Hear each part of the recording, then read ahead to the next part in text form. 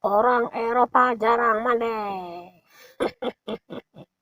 Bangun tidurku terus mandi, tidak lupa mengosok gigi. Nah bro, ngomong-ngomong soal mandi, saya akan bercerita sedikit sekilas tentang orang Eropa yang malas mandi, bahkan jarang mandi di abad pertengahan. Coba bayangkan bro, tadinya saya tidak percaya, tapi setelah saya selusuri di Google, ternyata benar. Banyak artikel-artikel yang bercerita tentang orang-orang Eropa di abad pertengahan tidak mandi. Apa penyebabnya? Begini bro, seorang ratu Prancis yang terakhir, yang terkenal dengan kecantikannya, kemewahannya, kekayaannya, elegannya, ternyata jarang mandi, jarang mengganti baju. Mengapa orang-orang Eropa jarang mandi? Pasti ada sebab musababnya.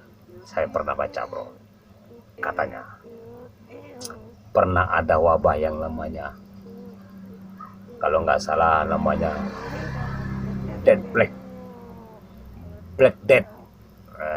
Itu abad 14. Ketika itu ada wabah, sepertiga orang mati di sebuah negara di Eropa. Jadi petunjuk medis mengatakan bahwa wabah ini datang dari air akibat mandi. Jadi waktu mandi pori-pori terbuka, wabah penyakit masuk, maka mereka menabuhkan mandi. Mandi itu untuk kesehatan.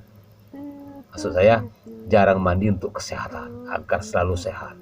Iya benar bro, ketika kita main bola berkeringat, langsung jangan mandi. Jangan langsung mandi. Ketika kita berolahraga, kita langsung mandi, oh bahaya bro. Tapi bangsa Eropa ada abad pertengahan lain bro. Justru wabah penyakit itu datang dari karena seringnya mandi. Pori-pori membuka, penyakit masuk. Begitu katanya, kata para medis. Tidak salah kan, Raja Louis XIV tidak pernah mandi, jarang mandi. Akhirnya menggunakan parfum yang berlebihan ke seluruh tubuhnya. Rambut tidak dibersihkan, apalagi keramas bro. Cukup menggunakan parfum dan bedak-bedak bertahun-tahun, bahkan seumur hidup. Coba Anda bayangkan, pakaian begitu necis, begitu modis, elegan, terkesan mewah, kaya, terhormat, tidak mandi. Hanya dimanipulasi dengan aroma-aroma berbagai macam bunga yang dibuat dari rumah-rumah kecantikan zaman itu bro. Maka tidak heran ya kalau parfum-parfum mahal itu datangnya dari Eropa, karena mereka sudah terlatih menemukan jenis-jenis parfum yang asik, yang selalu wangi, tahan lama. Mungkin begitu ceritanya.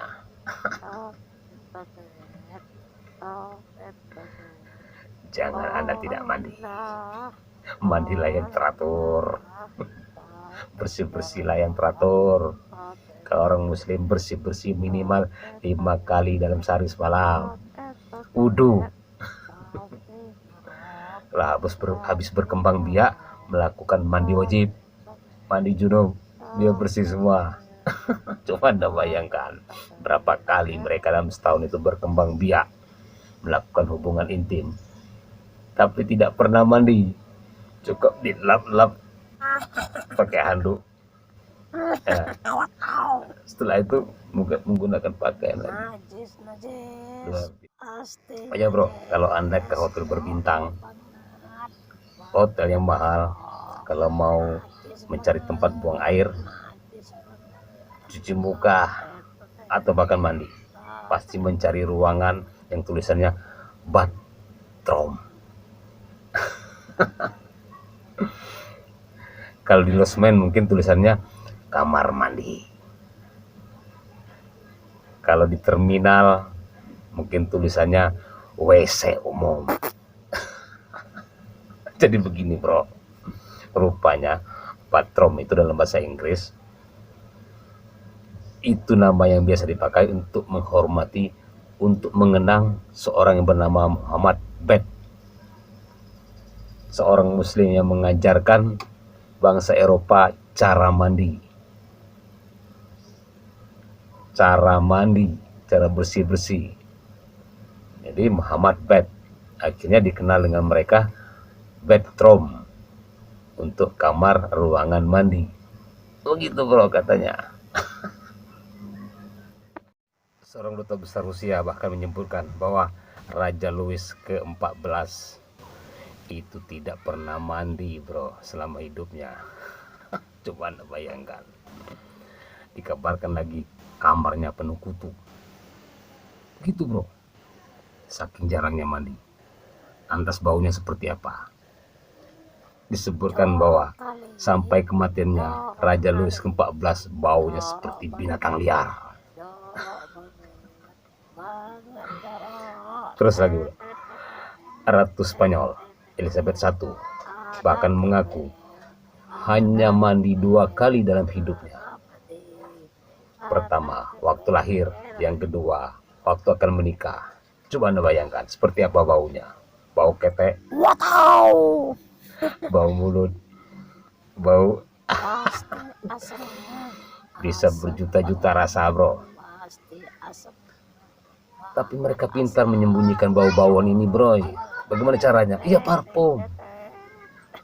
Makanya tadi saya curiga, mengapa parfum-parfum mahal datangnya dari Eropa? Mungkin karena peradaban mereka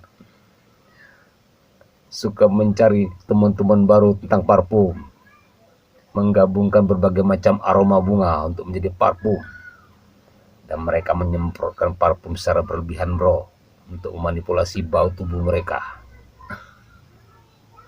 Bukan main. Jadi kalau anda melihat orang Eropa itu di abad pertengahan mempunyai rambut yang tertata rapi, baju yang modis, itu pasti bau. Tapi ya terasa baunya karena parfumnya luar biasa. Setelah itu bro, mereka juga kutuan. Sang ratu kutunya banyak. Semua orang-orang Eropa bangsawan tidak terkecuali itu doyan dengan kutu. Maksud saya memelihara kutu, karena mungkin anggapan mereka, katanya kutu itu lambang sebuah kemakmuran. Kenapa? Kutu tidak mau hidup di kepala yang tidak ada nutrisinya. Coba anda bayangkan betapa joroknya orang-orang Eropa di abad pertengahan. Sisir bukan hanya untuk menata rambut bro, itu menggaruk kepala, gatal karena kutu. Tusuk konde sekali-kali dikorek-korek untuk membunuh kutunya. Begitu bro. Nah. Luar biasa bukan? Begini bro, kalau anda ingat bahwa kita pernah dijajah oleh bangsa kolonial Belanda. Ternyata bangsa kolonial Belanda itu waktu menjajah Indonesia juga jarang mandi bro. Sewaktu mereka berkuasa, ada di Batavia. Di situ dibuat kanal-kanal tuh, ya kan? Sepertinya mereka membayangkan Amsterdam karena mereka berkuasa Indonesia. Nah, di kali-kali ini orang-orang Batavia mandi bro. Tidak sore, tidak pagi, tua, muda, perempuan, laki-laki mandi di kali. Nah, orang-orang Belanda ini aneh bro. Heran melihat orang-orang pribumi mandi. Kok tidak sopan? Tapi dalam perjalanan waktu bro, mereka menyadari betapa mandi itu penting. Orang-orang pribumi kalau dekat orang-orang Belanda, terutama serdadu-serdadu Belanda, selalu menutup hidung karena orang Belanda bau bro. Akhirnya muncullah keputusan gubernur yang berkuasa waktu itu, SK, surat keputusan, bahwa serdadu-serdadu kolonial Belanda harus mandi setidak-tidaknya sekali dalam 1 pekan. Harus ada keputusan bro. Perdanya mungkin dari gubernur, harus dipaksa dengan hukum biar kolonial Belanda itu mandi. Nah, disitulah bangsa Belanda mulai mandi rutin setelah mencontoh orang kita, orang Indonesia, yang mandi di kali. Tapi mereka tidak mandi di kali. Mereka menciptakan kamar-kamar yang ada di ruangan, mempunyai bak mandi. Jadi ngomong-ngomong, masalah mandi ini bukan dari orang Eropa, bro. Justru orang Eropa itu malas mandi. Dan katanya setelah saya baca di artikel, bahwa orang-orang Eropa di abad pertengahan baru melakukan mandi setelah kenal dengan bangsa Muslim yang masuk ke Eropa. Di situ orang Muslim perkenalkan cara bersih-bersih 5 kali sehari. Setelah syahadat belajar mandi. Jadi setiap interaksi antara Muslim dengan orang-orang Eropa pada waktu itu, orang Muslim ya begitu tutup hidung. Lama-lama orang tuh mikir, kok orang Muslim nggak bau ya? Nah, kalau dekat dengan kita tutup hidung. Di situ baru mereka mikir. Nah, akhirnya dengan perjalanan waktu mereka diajarkan dengan peradaban bagaimana cara bersih-bersih, bagaimana hidup sehat, mandi teratur, bersih-bersih, cuci muka, cuci tangan, gosok gigi. Bahkan gosok gigi pun orang Eropa diajarkan oleh kaum Muslim, bro, dengan siwak pada waktu itu ya. Orang Eropa heran melihat orang-orang Muslim ini kok nggak bau, tidak perlu pakai parfum, sedangkan mereka harus menggunakan parfum. Apalagi mereka heran setelah melihat di pedalaman, di desa-desa, di Turki, di Irak, di mana lagi, orang-orang pekerja kasar di kebun tidak bau seperti mereka, bro. Kenapa? Rupanya mereka mandi. Disitulah asal mula orang-orang Eropa bisa mandi, diajarkan oleh bangsa Muslim. Makanya ada istilah orang Eropa itu mandi Turki. Kenapa? Orang-orang Muslim waktu itu yang ada di Eropa banyak berasal dari Kekaisaran Turki, Kekhalifahan Turki maksud saya, dari Khalifah Utsman. Nah, di situ mereka tahu seperti apa mandi, seperti apa pentingnya mandi. Jadi jangan heran, bro, peradaban Muslim itu mengajarkan cara hidup sehat bangsa-bangsa Eropa. Begitu katanya. Bukan kata saya, kata di artikel. Kalau nggak percaya bisa Anda cari di pencarian Google. Di situ ada situs resmi. Oke, bos. Sejarah orang-orang Eropa abad pertengahan. Orang-orang Eropa abad pertengahan sebelum ditemukannya tempat kloset itu buang air besarnya sembarangan juga, bro. Bisa dibuang ke jalan.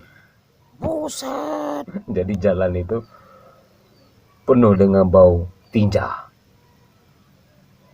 bau bangkai. Karena penjual daging juga membuang organ-organ tubuh yang tak terjual ke sembarangan tempat, bro. Jadi walaupun orang-orang Eropa itu di abad pertengahan arsitektur bangunannya luar biasa, pakainya luar biasa, rambutnya tertata elegan, tapi faktanya mereka jorok. Jadi seperti orang-orang kita, bro, orang Indonesia mandi itu sudah sejak zaman dahulu kala. Mandi kembang, mandi 7 sumur, luar biasa. Jadi menurut saya begini, bro, jika Anda seorang yang hidup di zaman abad modern, jarang mandi, bahkan tidak sama sekali mandi, saya curiga mungkin Anda keturunan orang-orang Eropa, DNA-nya orang-orang Eropa zaman pertengahan. Terima kasih subscribe-nya, kawan.